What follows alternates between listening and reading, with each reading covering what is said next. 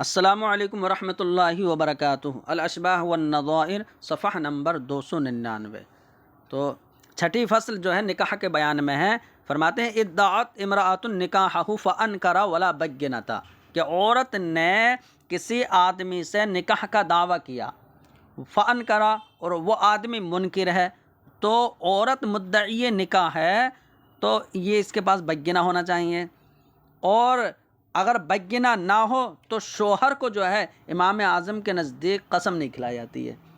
تو فرماتے ہیں کہ عورت نکاح کا اگر دعویٰ کرے اور آدمی جو ہے وہ بچنا چاہے کہ نکاح جو ہے وہ نہیں ہوا ہے، منکر ہے وہ، تو قسم تو کھلائی نہیں جائے گی اسے، تو پھر کیا حکم دیا جائے گا؟ ٹھیک ہے،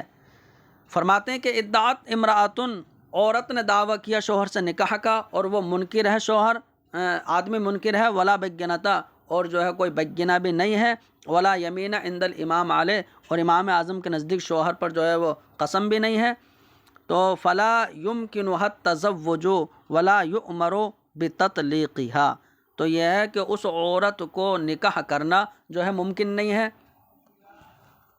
تو فرماتے ہیں کہ عورت کے لیے شادی کرنا ہی ممکن نہیں ہے، کیونکہ وہ خود کہہ رہی ہے یہ میرا شوہر ہے، تو اس کے لیے اور کہیں نکاح کرنا ممکن نہیں ہے۔ والا یؤمر بتطلیقها، تو فرمایا دوسری صورت یہ ہے کہ اس آدمی کو حکم دے دیا ہے بھائی تو طلاق دے دے، تو بتانا اگر اسے حکم دے دیا گیا نا تو طلاق دے دے، تو طلاق دینے کا مطلب یہ ہے کہ میرا اس سے نکاح ہو گیا ہے، میں طلاق دے رہا ہوں، تو یہ تو نکاح کا اقرار ہو جائے گا پہلے۔ تو فرماتے ہیں ولا یؤمر بتطلیقها، اور عورت کو طلاق دینے کا حکم یہ شوہر کو نہیں دیا جائے گا، ٹھیک ہے، تو طلاق دینا ہی ممکن نہیں ہے، لأنہ یصیر مقرا بالنکاح، کیونکہ وہ طلاق دینے سے نکاح کا اقرار کرنے والا ہو جائے گا۔ تو اب حیلہ کیا ہے ہیں؟ تو یہاں پر کون سا حیلہ تلاش کیا جائے؟ فرماتے ہیں حیلہ یہ ہے کہ ان یامرہ القاضی ان یقول، کہ قاضی اسے جو ہے وہ حکم دے یہ کہنے کا کہ ان کنتا امراتی، یہ شوہر آدمی کہے کہ اگر تو میری، ان کنت امراتی، اگر تو میری بیوی ہے، فانت طالق ثلاثا، تو تجھے 3 طلاق ہے۔ تو اس نے یہ کہا اگر تو میری بیوی ہے تو یہ 3 طلاق ہے۔ تو اب دیکھو اگر وہ اس کی بیوی ہوئی جو دعویٰ کر رہی ہے تو 3 طلاق پڑ گئی اسے، وہ عدت گزار کے اور کہیں نکاح کر سکتی ہے عورت، اور اگر یہ اس کی بیوی نہیں ہے تو 3 طلاقیں نہیں پڑیں گی، تو اس کا جو ہے نکاح کا اقرار بھی نہیں ہوگا، کیونکہ اس نے تو یہ کہا کہ اگر تو بیوی ہو۔ وَلَوِ ادَّعَىٰ نِكَاحَهَا فَأَنكَرَتْ، تو فرماتے ہیں اور اگر آدمی نے عورت سے نکاح کا دعویٰ کیا اور عورت منکر ہے، یہاں دوسری صورت ہو گئی ہے، ٹھیک ہے، تو عورت جو ہے وہ نکاح کی منکر ہے، تو مدعی کے پاس بینہ ہونا چاہیے، تو ولا بینۃ لہ، شوہر کے پاس بینہ بھی نہیں ہے۔ تو اب یہاں پر کیا صورت ہے کہ یعنی کیونکہ شوہر نے نکاح کا جو ہے وہ دعویٰ کیا ہے اور عورت انکار کر رہی ہے، اس صورت میں یہ الٹی ہو گئی نا، تو یہاں پر امام اعظم کے نزدیک قسم نہیں کھلائی جائے گی، لیکن صاحبین کے قول پر تو قسم جو ہے وہ کھلا لی جاتی ہے نا۔ تو عورت ہو یا آدمی، باب نکاح میں اسے قسم نہیں کھلائی جاتی امام اعظم کے نزدیک، لیکن صاحبین کے نزدیک قسم کھلائی جا سکتی ہے، لیکن اب ہم یہ چاہیں کہ صاحبین کے قول پر بھی وہ عورت کو قسم نہ کھلائی جائے، تو پھر حیلہ کیا ہوگا؟ ورنہ اور وہ قسم کھا لے تو بات بالکل جو ہے کلیئر ہو جائے گی۔ فرماتے ہیں فی دفع الیمین عنہا علی قولہما، صاحبین کے قول پر بھی عورت سے قسم کو دفع کرنے میں حیلہ یہ ہے کہ ان تتزوج بآخرہ، کہ وہ کسی دوسرے سے نکاح ہی کر لے، کیونکہ آدمی عورت سے نکاح کا دعویٰ کر رہا ہے نا، عورت منکر ہے اور وہ قسم یعنی اسے قسم بھی نہ کھلانا چاہیں تو پھر وہ دوسرے سے نکاح کر لے۔ اب دوسرے سے جب وہ نکاح کر لے گی تو یہ متعین ہو جائے گا کہ اس نے جو ہے وہ دوسرے کی بیوی ہے، اس کا دعویٰ بیکار ہے۔ واختلف فی صحت اقرارها بالنکاح غائب، فرماتے ہیں اور عورت اگر یہ کہے کہ میرا شوہر جو ہے وہ فلاں شخص ہے، اس سے میرا نکاح ہو گیا ہے، تو غائب شخص سے نکاح کا اگر اقرار عورت کرے تو اس کے صحیح ہونے میں اختلاف ہے۔ تو غائب کے نکاح کا اقرار عورت کا صحیح ہے نہیں، تو اس میں اختلاف ہے۔ بعض علماء یہ کہتے ہیں کہ یہ صحیح ہے اس کا اقرار، اور بعض کہتے ہیں کہ صحیح نہیں ہے، لیکن جو کہتے ہیں کہ یہ صحیح ہے، اگر اس غائب نے جھٹلا دیا کہ یہ میری بیوی نہیں ہے تو پھر جو ہے اس کا اقرار صحیح نہیں ہوگا۔ وَالْحِيلَةُ فِي صِحَّةِ هِبَةِ الْأَبِ شَيْئًا مِّن مَهْرِ بِنْتِهِ لِلزَّوْجِ أَنَّهَا إِنْ كَانَتْ كَبِيرَةً فَإِنَّهُ يَهِبُ لَهَا كَذَا بِإِذْنِهَا عَلَىٰ أَنَّهَا إِنْ كَرَتِ الْإِذْنَ فَأَنَا ضَامِنٌ۔ فرماتے ہیں کہ دیکھیے، باپ اپنے بیٹی کے مہر میں سے کچھ جو ہے وہ شوہر کو ہبہ نہیں کر سکتا، ٹھیک ہے، کیونکہ شوہر نے جو مہر متعین کیا ہے کہ 1,00,000 روپے ہے، اب باپ یہ نہیں کہہ سکتے کہ چلو 50,000 میں نے ہبہ کر دی تمہیں، کیونکہ وہ اس کا مالک ہے نہیں ہے نا، بیٹی مالک ہے۔ تو اگر بیٹی جو ہے وہ کبیرہ ہے تو وہ مالک ہے، تو فرماتے ہیں کہ ایسے یعنی ہبہ صحیح ہو جائے، اس میں کون سا ہیلا ہوگا کہ باپ جو ہے وہ ہبہ کر دے تو صحیح ہو جائے؟ تو فرماتے ہیں ہیلا یہ ہوگا کہ وہ اس بیٹی کی اجازت سے اتنا جو ہے شوہر کو ہبہ کر دے کہ تمہاری اجازت سے میں نے 50,000 روپے ہبہ کر دیے ہیں۔ اگر عورت جو ہے وہی بیٹی اجازت کا انکار کر دے، ٹھیک ہے، تو یہ کہے کہ میں ضامن ہوں، پھر تو اگر یہاں پر اس نے شوہر کو ہبہ کر دیا، ٹھیک ہے، ہبہ کر دیا بیٹی کی اجازت سے، بعد میں بیٹی نے منع کر دیا کہ میں نے تو اجازت دی نہیں تھی، تو یہ کہے کہ پھر میں ضامن ہوں، اگر وہ انکار کر دیتی ہے تو یہ ضامن ہو تو ہبہ صحیح ہو جائے گا۔ پھر وہی فرماتے ہیں کہ باپ کے اپنے بیٹی کے مہر میں سے کچھ شوہر کو ہبہ کرنا یہ صحیح ہے، تو یعنی اس کے صحیح ہونے میں ہیلا یہ ہے کہ انہا انکانت کبیرتن، کہ بیٹی اگر جو ہے بڑی ہے تو باپ شوہر کو یعنی اتنی مقدار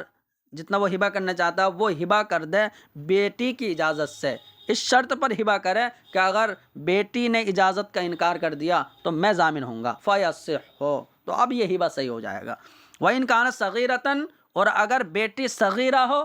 تو فرماتے پھر تو وہ اس کی اجازت ہی نہیں ہے، اگر بیٹی صغیرہ ہو تو پھر کیا کرے گا؟ وَإِنْ كَانَتْ صَغِيرَةً، اور اگر بیٹی صغیرہ ہو، يُحِيلُ الزَّوْجُ الْبِنْتَ بِذَلِكَ الْقَدْرِ عَلَى الْأَبِ، تو اب شوہر یہ کہہ دے 1,00,000 روپے تمہارا مہر بن رہا ہے، 50,000 اپنے باپ سے لے لینا ہے، تو اب یہاں پر جو ہے شوہر اتنی مقدار میں بیٹی کو پھیر دے باپ کی طرف، تو باپ کی طرف جو ہے وہ پھیر دے کہ باپ سے لے لینا اتنا 50,000 اس نے مجھے ہبہ کر دیا، یعنی تو اس کی طرف جو ہے پھیر دے یہاں پر، تو ہبہ کی وہی صورت ہو جائے گی۔ ان کانا ملیئن، تو فرماتے ہیں کہ یہ پھیر سکتا ہے اتنا کب؟ جب کہ باپ نے جو ہے وہ شوہر سے لکھوا لیا ہو، تو فرماتے ہیں ان کانا ملیئا، کہ اگر باپ نے شوہر کو جو ہے وہ لکھ کر دے دیا ہے، یعنی تو اب جو ہے فیصحو، یہ صحیح ہو جائے گا، کیونکہ باپ نے جو ہے لکھ دیا ہے، شوہر کے لیے اس نے لکھ دیا ہے، تو اب یہ اس کا یہ صحیح ہو جائے گا پھیرنا، اور شوہر جو ہے اتنے سے بری بھی ہو جائے گا۔ وَإِذَا أَرَادَ أَن يُزَوِّجَ عَبْدَهُ عَلَىٰ أَن يَكُونَ الْأَمْرُ لَهُ يُزَوِّجَهَا عَلَىٰ أَنَّ أَمْرَهَا بِيَدِ الْمَوْلَىٰ، تو فرماتے ہیں کہ اور جب کوئی یہ چاہے کہ وہ اپنے غلام کا نکاح کر دے، یعنی اس طریقے سے کہ اختیار جو ہے وہ اس کے ہاتھ میں رہے، جب چاہے، تاکہ جو ہے یہ صرف بیوی میں مشغول نہ ہو جائے، تو اختیار جو ہے اس کے ہاتھ میں رہے، جب چاہے طلاق دلوا دوں، تو حالانکہ طلاق کا اختیار تو شوہر کو ہوتا ہے، ٹھیک ہے، لیکن فرماتے ہیں اور جب کوئی یہ ارادہ کرے کہ وہ اپنے غلام کا نکاح اس طریقے سے کرائے کہ ان یکون الامر لہ، کہ اختیار یعنی تمام معاملے کا وہ اس کو ہو، تو یزوجہا علی ان امرہا بید المولا یطلقہا المولا کلما ارادا، تو وہ کسی باندی سے جو ہے اس کا نکاح اس شرط پر کرا دے، یا کسی عورت سے، باندی ہو یا عورت، ہے نا، تو کسی عورت سے اس شرط پر نکاح کرا دے غلام کا کہ اس کا جو معاملہ ہے وہ آقا کے ہاتھ میں رہے گا، ٹھیک ہے، کہ وہ اس کو آقا طلاق دے سکتا ہے جب چاہے۔ وَإِذَا خَافَتِ الْمَرْأَةُ الْإِخْرَاجَ مِن بَلَدِهَا تَتَزَوَّجُهُ عَلَىٰ مَهْرِ كَذَا أَلَّا يُخْرِجَهَا، اور جب عورت کو یہ خوف ہو کہ شوہر اور اسے شہر سے جو ہے باہر نکال لے جائے گا، مطلب گاؤں بستی میں رہنے کے لیے لے جائے گا، تو اب عورت اس آدمی سے نکاح جو ہے وہ اتنے مہر پر کرے کہ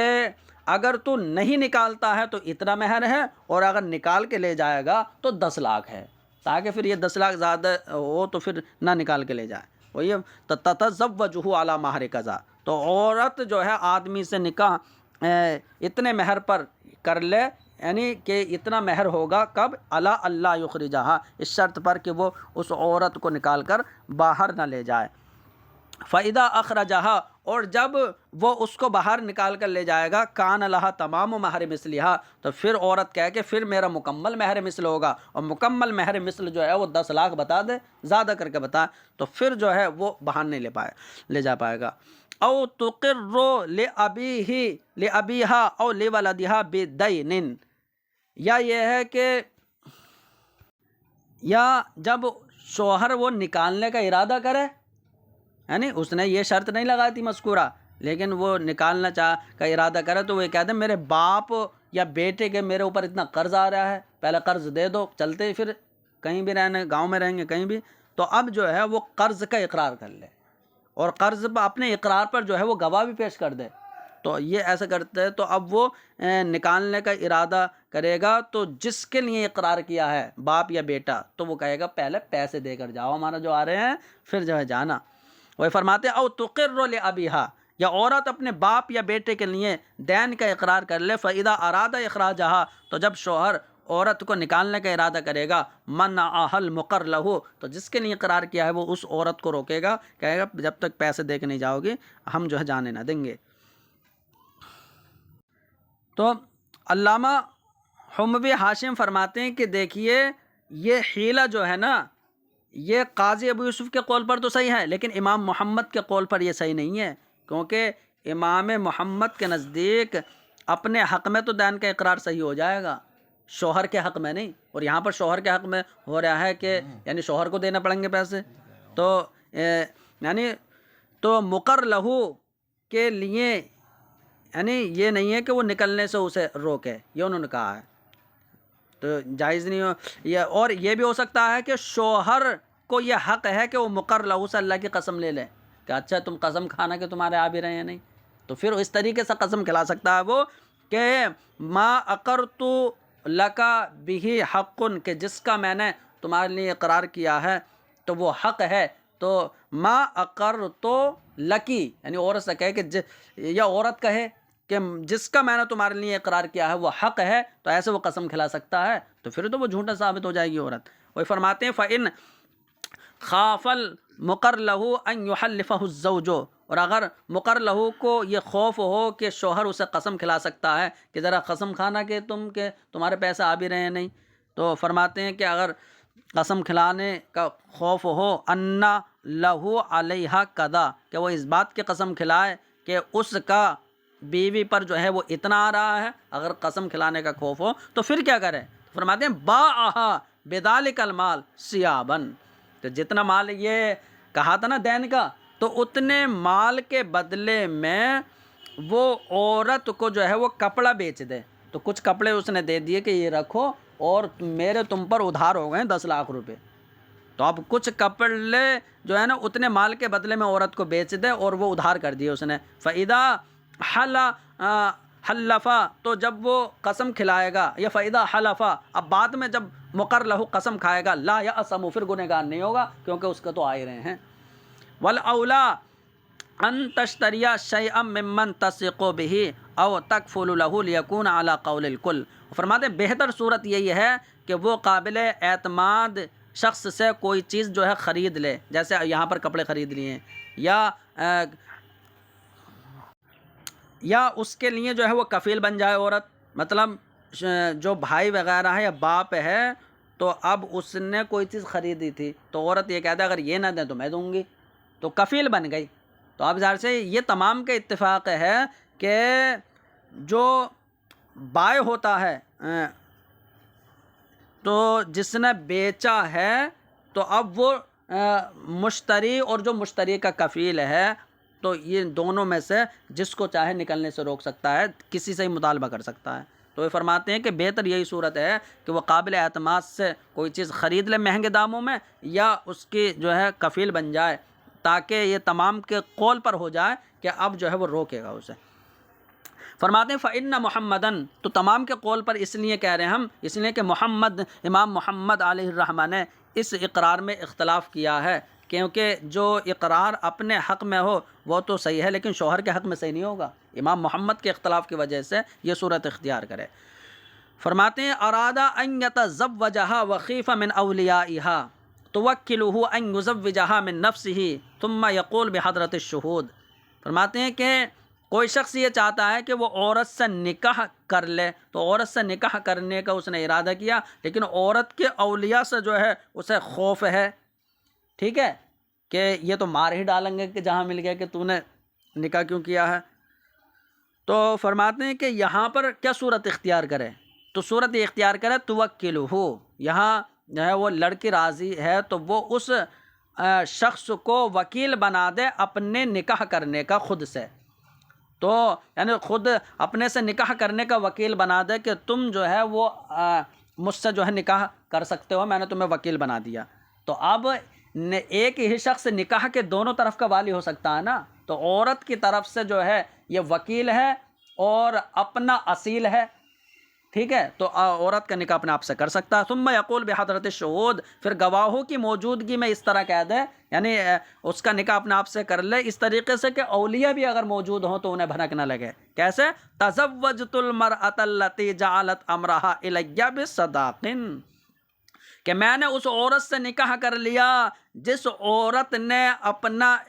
معاملے کا اختیار جو ہے وہ مجھے دے دیا، نکاح کا اختیار مجھے دے دیا ہے اتنے مہر میں نے جو ہے نکاح کر لیا۔ اب اولیاء سمجھیں گے پتہ نہ کس عورت کی بات ہو رہی ہے۔ تو قضا جوزہ الخصاف ان کان کفوا، امام خصاف نے اس کو جائز قرار دیا ہے جبکہ یہ کفو میں ہو، کیونکہ بغیر اولیاء کے ہو رہا ہے نا۔ وذکر الحلوائی، اور حلوائی نے یہ ذکر کیا ہے کہ ان الخصاف رجل کبیر فی العلم یصح الاقتداء بہ، تو امام خصاف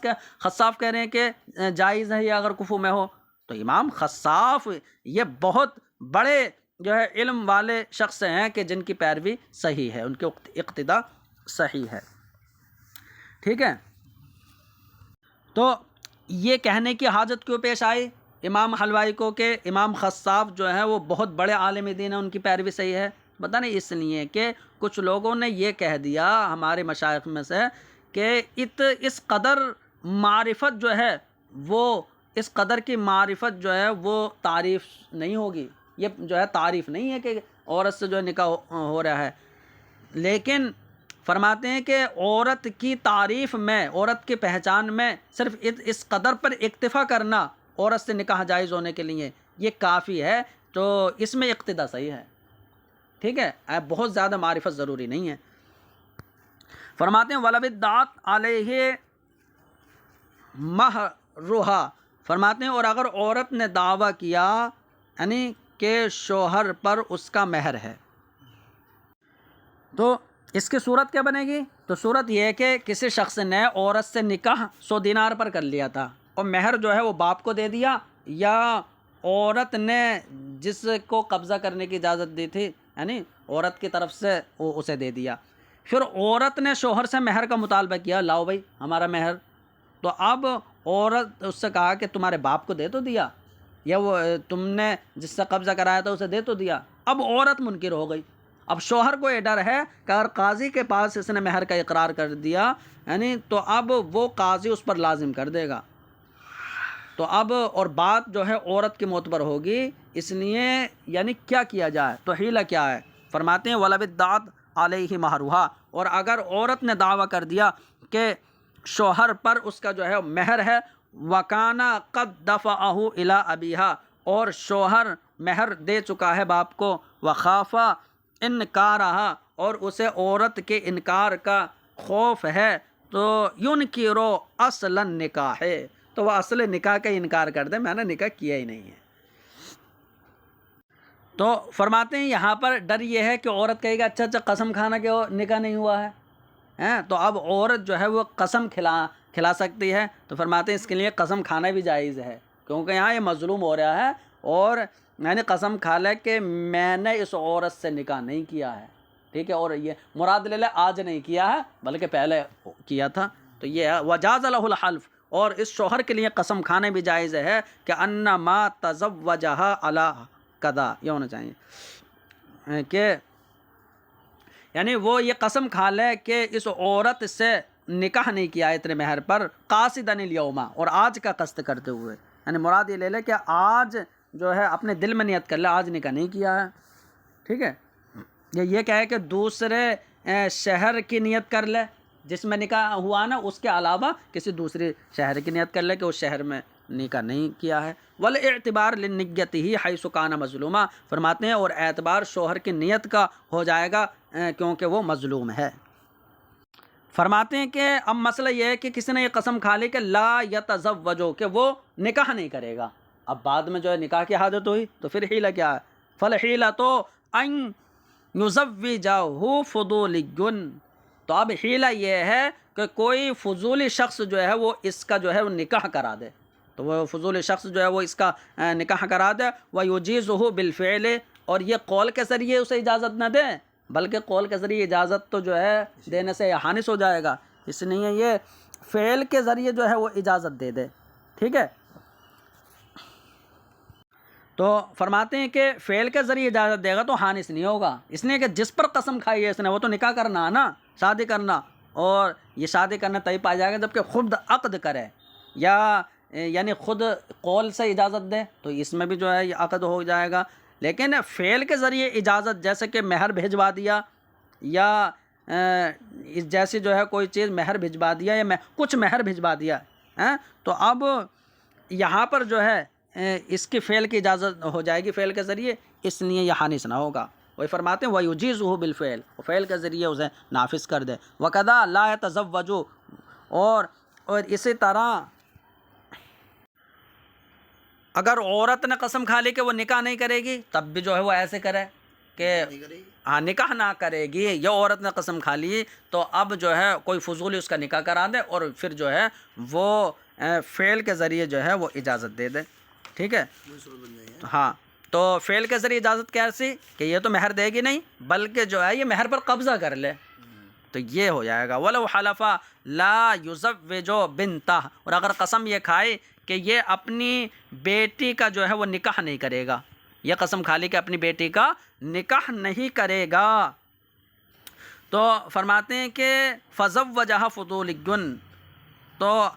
اپنی بیٹی کا نکاح نہیں کرے گا، لیکن اگر اس نے دوسرے کو حکم دے دیا کہ بھائی تم کرا دو نکاح، اس نے نکاح کرا دیا تو حانث ہو جائے گا، ٹھیک ہے۔ اور اگر دوسرے نے ایسی نکاح کر دیا اور اس نے فعل کے ذریعے اجازت دے دی تب حانث نہیں ہوگا۔ وہی فرماتے ہیں تو فضولی نے اس بیٹی کا نکاح کر دیا اور باپ نے پھر اس کو اجازت دے فعل کے ذریعے اجازت دی تو حانث نہ ہوگا، ٹھیک ہے۔ تو باپ کی اجازت کی جو ہے بہت صورتیں ہو سکتی ہیں کہ یہ شادی کا جو ہے وہ انتظام کرنے لگے اپنے فعل سے، یا بیٹے کی اجازت سے جو ہے مہر پر قبضہ کر لے۔ تو الفصل السابع فی الطلاق، تو 7ویں فصل جو ہے وہ طلاق کے متعلق ہے۔ تو اب دیکھو کسی شخص کی 2 بیویاں ہیں، ایک مراد آباد میں ہے اور ایک بریلی میں ہے، اور بریلی میں وہ موجود ہے۔ اب وہ مراد آباد والے کو شک ہوا کہ اس نے جو ہے شاید شادی کر لی ہے، اسے علم نہیں ہے دوسری بیوی کا، تو اب اس نے یہ کہا کہ مجھے خط میں لکھ کر دو کہ میرے علاوہ جو بھی بیوی ہو اسے طلاق ہے۔ تو اب اس نے خط میں لکھا کہ تیرے علاوہ، اور جو بریلی والی ہے اس کا نام لکھا، اور اس کے علاوہ جو بھی میری بیوی ہو اسے طلاق ہے، یہ اس نے خط میں لکھ دیا، ٹھیک ہے۔ اب اس کے ان 2 کے علاوہ تو اس کی بیوی نہیں ہے، طلاق پڑے گی نہیں۔ اب وہاں پر جب خط بھیجے گا تو اسے پتہ چل جائے گا، وہ تو بگڑ جائے گی، تو اس لیے جو بریلی والی کا جو ہے نام وہ مٹا دے، ٹھیک ہے۔ اب اس کے بعد جو خط جائے گا وہ یہ سمجھے گی کہ میرے علاوہ کوئی اور بیوی ہوتی تو اس پر طلاق ہو گئی، حالانکہ جو فلانا کا اس نے ذکر مٹا دیا ہے تو اس پر طلاق بھی باقی نہیں ہوگی، تو یہ حیلہ ہے۔ فرماتے ہیں کتبہ الی امرأۃ، اور اگر شوہر نے عورت کے پاس خط لکھا، یہ خط لکھا کہ کل امرأۃ لغیرک وغیر فلانۃ طالق، کہ ہر وہ بیوی میری جو تیرے علاوہ فلانا کے علاوہ ہو اسے طلاق ہو، تو تیرے اور فلانا کے علاوہ میری جو بھی بیوی ہو اسے طلاق ہو، ثم محا ذکر فلانتا، تو پھر فلانا کا جو ذکر ہے اس کا نام جو ہے مٹا دیا، وبعث بالکتاب لہا، اور خط جو ہے وہ اس کے لیے جو ہے روانہ کر دیا، لم تطلق فلانتا، تو فلانا پر بھی جو ہے طلاق واقع نہیں ہوگی، لم تطلق فلانا، تو فلانا پر بھی جو ہے طلاق واقع نہیں ہوگی، اس لیے کہ جب خط لکھا تھا تو اس کا نام جو استثناء کر دیا تھا نا۔ وَهَذِهِ حِيلَةٌ جَيِّدَةٌ، اور یہ بہت عمدہ ہیلہ ہے، وَالْحِيلَةُ لِلْمُطَلَّقَةِ ثَلَاثًا، تو بتا رہے عمدہ ہیلہ کیوں ہے یہاں پر؟ اس لیے کہ دیکھو شوہر کو اختیار ہے نا کہ وہ 4 بیوی رکھ سکتا ہے، جب شریعت نے اجازت دی ہے تو عورت روکنے والی کون ہو سکتی ہے؟ تو یہاں عورت جو ہے وہ ظالم ہے، تو اس لیے شوہر یہ حیلت تلاش کر سکتا ہے۔ وَالْحِيلَةُ لِلْمُطَلَّقَةِ ثَلَاثًا، اور مطلقہ ثلاثہ کا جو ہے نا اگر نکاح زوج ثانی سے کرایا، اور یہ ہے کہ یہ اس سے جو ہے اب حیلہ اس میں کیا تلاش کیا جائے کہ یہ ایک بار جمع کر کے جو ہے وہ طلاق دے دے، تو فرماتے ہیں تو پھر یہ کہا جائے کہ اس سے یہ کہلوا لیا جائے کہ عقد سے پہلے کہ میں نے تجھ سے نکاح کر لیا اور ایک جمع کر لیا تو یہ طلاق ہے، تو پھر اگر یہ اندیشہ ہو کہ یہ روک سکتا ہے بغیر جمع کے، کیونکہ جمع کی شرط لگائی نا کہ تجھ سے نکاح کر لیا اور جمع کر لیا تو طلاق ہے، لیکن اس نے نکاح کر لیا اور جمع ہی نہیں کیا، تو پھر یہ جو ہے کہلوائے کہ اگر میں نے تجھ سے نکاح کیا اور 3 دن سے اوپر رو کے رکھا اور ان 3 دنوں میں جمع نہ کیا تو یہ طلاق ہے، ٹھیک ہے۔ لیکن بہتر صورت یہ ہے کہ عورت اس سے نکاح اس شرط پر کرے کہ نکاح یعنی طلاق کا معاملہ وہ میرے اختیار میں رہے گا، تو اب عورت جو ہے پہلے نکاح کے یعنی نکاح کا ایجاب کرے، شوہر قبول کرے، تب یہ صورت ہوگی، اور اگر محلل نے جو ہے نکاح کی ابتدا کر لی تو پھر جو ہے یہاں عورت کے معاملے عورت کے اختیار میں طلاق کا معاملہ نہ ہو پائے گا، اس کی وجہ دیکھو کیا ہوگی۔ وہ فرماتے ہیں وَالْحِيلَةُ، اور 3 طلاق شدہ کے لیے حیلہ یہ ہے کہ محلل یہ کہے، یعنی قبل العقد، عقد سے پہلے یہ کہے کہ ان تزوجتک وجامعتک فانت طالق، کہ اگر میں نے تجھ سے نکاح کیا اور تجھ سے جمع کر لیا تو یہ 3 طلاق ہے یا بائن طلاق ہے، تو اب ایک مرتبہ جمع سے جو ہے طلاق واقع ہو جائے گی۔ فَإِنْ خَافَتْ مِنْ إِمْسَاكِهِ بِلَا جِمَاع، اور اگر عورت کو خوف ہو کہ شوہر ثانی اس کو بغیر جمع کے روکے رکھے گا تو یقول، تو پھر وہ یہ اس سے کہے کہ یعنی یہ کہلوائے کہ ان تزوجتک وامسکتک فوق 3 ایام ولم اجامعک فیما بین ذلک فانت طالق، کہ اگر میں نے تجھ سے نکاح کیا اور 3 دن سے اوپر تجھے روکے رکھا اور ان میں جمع نہ کیا تو یہ 3 طلاق یا بائن طلاق، تو یہ کہلوا لے۔ لیکن اس صورت میں اگر 3 دن پر طلاق ہو گئی اور جمع تو ہوا نہیں ہے، اس لیے جو ہے شوہر ثانی محلل نہیں ہوگا، جو ہے اس کا حلالہ ثابت نہیں ہوگا۔ ولا احسن، لیکن احسن اور بہتر صورت یہ ہے کہ ان تتزوجہ علی ان امرها بیدہا فی الطلاق، کہ عورت اس دوسرے شخص سے نکاح اس شرط پر کرے کہ اس عورت کا معاملہ جو طلاق کا معاملہ ہے بیدہا وہ اس کے ہاتھ میں رہے گا، ٹھیک ہے، بشرط بدایتہا بذالک، لیکن شرط یہ ہے کہ عورت جو ہے وہ نکاح کی ابتدا کرے، تو عورت نکاح کی ابتدا کرے، ثم قبول ہی، پھر جو ہے شوہر قبول کرے، تو دیکھو بشرط کا مضاف کیا ہے بدایتہا بذالک، اور ثم حرف عطف ہے، قبولی کا عطف جو ہے بدایت پر ہے، اب ترجمہ ہوگا، لیکن شرط یہ ہے کہ عورت نکاح کی ابتدا کرے اور یہ بھی شرط ہے کہ شوہر جو ہے وہ بعد میں قبول کرے، ٹھیک ہے۔ اما اذا بدأ المحلل، اور رہی یہ صورت کہ جب محلل نے نکاح کی ابتدا کی، پھر یہ کہہ دیا تزوجتک علی ان امرک بیدک، کہ میں نے تجھ سے نکاح اس شرط پر کیا کہ تیرا معاملہ جو ہے وہ تیرے ہاتھ میں ہے، قبلت، اور عورت نے قبول کر لیا، تو اس کا مطلب میں نے تجھ سے نکاح کیا ہے شرط پر کہ تیرا معاملہ تیرے ہاتھ میں ہے، تو یہ تو اسے نکاح کا اختیار دیا ہے کہ تیرا معاملہ تیرے ہاتھ میں، چاہے تو قبول کر لے چاہے تو رد کر دے، فقبلت، تو عورت نے قبول کر لیا، تو فرماتے ہیں لم یسر امرها بیدہا، تو اب طلاق کا معاملہ عورت کا جو یہ معاملہ ہے وہ اس کے ہاتھ میں نہیں ہوا، اس نے نکاح کا اختیار دیا تھا، یہ فرماتے الا اذا قال، لیکن ہاں اس میں بھی جو ہے یہ ہو سکتا ہے جب کہ اس نے نکاح کرنے کے بعد کہے، تب تو سمجھ میں بھی آتا، نکاح کرنے کے بعد وہ یہ کہے کہ اعلیٰ انا امرک بیدک بعدما اتزوجک، تو یعنی اتزوجک، میں نے تجھ سے نکاح کیا تو اس کے بعد جو ہے میں نے تجھ سے نکاح کر لیا ہے، تو اس کے بعد تیرا جو معاملہ ہے، تو نکاح کے بعد کا معاملہ اب سمجھ میں آ جائے گا طلاق کو کہہ رہا ہے یہ، تو میں نے تجھ سے نکاح کر لیا، اس کے بعد تیرا معاملہ تیرے ہاتھ میں رہے گا، یعنی تو یہ اگر کہہ دیا تو فرماتے ہیں فقبلت، اور عورت نے قبول کر لیا، تو اب یہ تفویض طلاق سمجھ میں آ جائے گی۔ وَإِذَا خَافَتْ ظُهُورَ أَمْرِهَا فِي التَّحْلِيلِ، فرماتے ہیں اور جب عورت کو یہ اندیشہ ہو کہ تحلیل کا معاملہ جو ہے وہ ظاہر ہو جائے گا، اس کا لوگوں کو پتہ چل جائے گا کہ حلال ہوا، اور وہ چھپانا چاہتی ہے، تو فرماتے ہیں کہ پھر صورت یہ اختیار کرے کہ تہب لمن تصیق بہ مالا یشتری بہ مملوکا مراہقا یجامع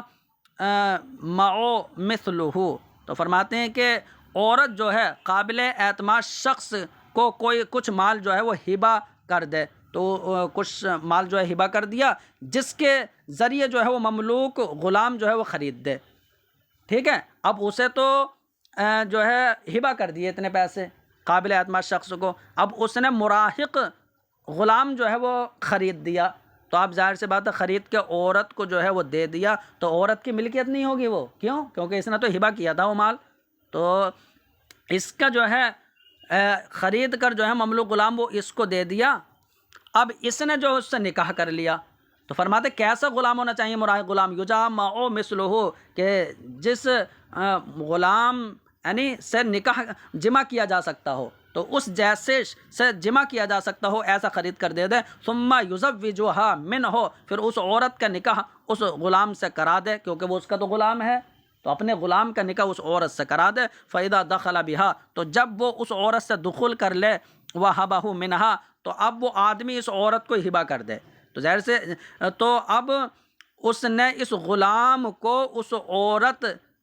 کو جو ہے ہبہ کر دیا، وَتَقْبِضُهُ، عورت اس پر قبضہ کر لے، تو جیسے وہ قبضہ کر دے گی نکاح ختم ہو جائے گا، کیونکہ نکاح رہ سکتا ہے یا جو ہے ملکیت رہ سکتی ہے، تو نکاح ختم ہو جائے گا، پھر یہ جو ہے اس کا غلام بن گیا، ثم تبعث به الى بلد یباع، پھر اس کو ایسے شہر میں بھیج دے کہ جس شہر میں اس کو جو ہے بیچا جا سکے، پھر یہ دور بھیج دے اسے،